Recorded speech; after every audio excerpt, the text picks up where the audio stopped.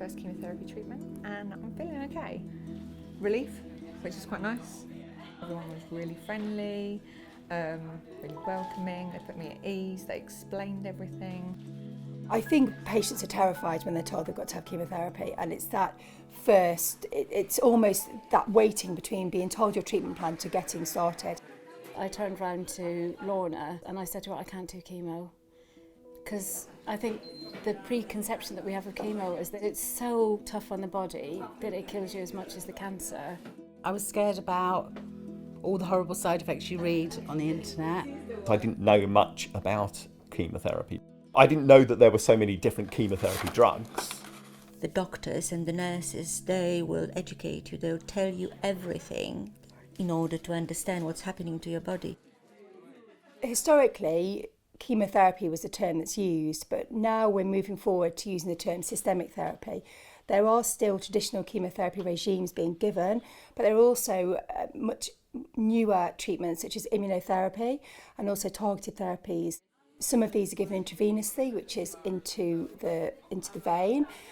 Some are given as a tablet form, some are given as an injection under the skin.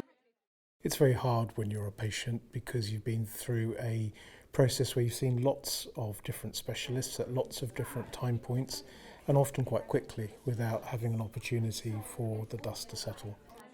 The rationale of being seen in the joint service between the Marsden and Kingston is to ensure that we give our patients enough time, enough privacy and enough expertise to be able to go through their diagnosis, answer all the questions that they need to have answered, and to be able to come to a joint decision as to the best way forward in treating their particular cancer. The whole planning of the treatment I was having was brilliant. Dr. Parton explained what was going to happen when and how the cycles would work. It was all concrete, set dates, and you had your appointments and everything, which was, for me personally, was great. We put patient at the center of everything we do. And patient interest, patient feeling, patient satisfaction is the most important thing on our unit. I had a couple of episodes in the room where I had a reaction to the drug I was having, but it was all dealt with really well, very professionally, and very caring. Staff were really good, handled it brilliantly. You're given a dedicated nurse every time you have treatment. They explain everything to you. They're with you every step of the journey. I just love that when patients come in, I'm able to put them at ease because they're nervous. They are very nervous. The support that you have here, incredibly talented oncologists.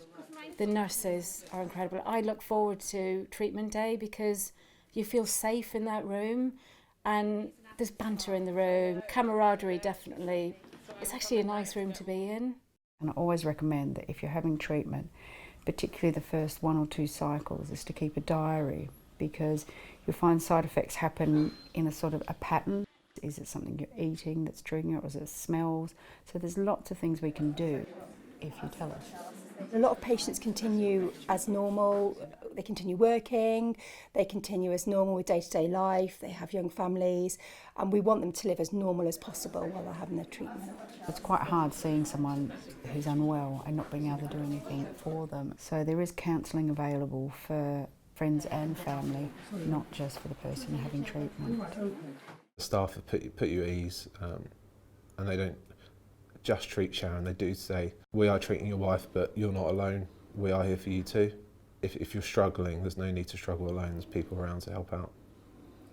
Everybody in that unit, they want to help you, they want to make you feel at ease. They understand that this isn't a fun time, that you are probably having one of the worst days. If we can get a big smile and say, oh my God, you make it really, really easy, this is the best we can get, and that's how we try to work. I've smiled all morning because there's been laughing in there, there's been joking in there. Silly things like they come around with your tea and your coffee and your biscuits and all those little niceties that actually, yeah, I do really want a cup of coffee and a biscuit right now. The unit itself is not very hospitally, if that's the right word. We're in the Hilton of the chemo suites here. I mean, we're so lucky. The care that people have, you get just fabulous nurses. I firmly believe that you get the best of the best. I have a CNS, so my cancer nurse specialist, that I can phone anytime. It's nice to have that reassurance that there is someone there 24/7. Please always contact somebody. If I can't help you, I can point you out to somebody who can help you. It's been a positive experience. At the moment, I feel okay. That's made me feel much more at ease about the next cycle. It's a huge emotional roller coaster for them, and I think our job is to make sure that roller coaster is as seamless as possible. Everyone's affected in their different way, but whatever it is, you find a way to cope. There's no right way of coping, there's no wrong way of coping. Take a day at a time.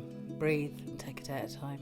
It's quite normal to feel anxious, but the main thing is that you're not on your own. Don't expect the worst. Try and stay positive, and it's not as bad as you think it's going to be. Chemo saved my life. It's currently saving my life. And I've no regrets about having it. I'm grateful for it, and I'd urge people to have it.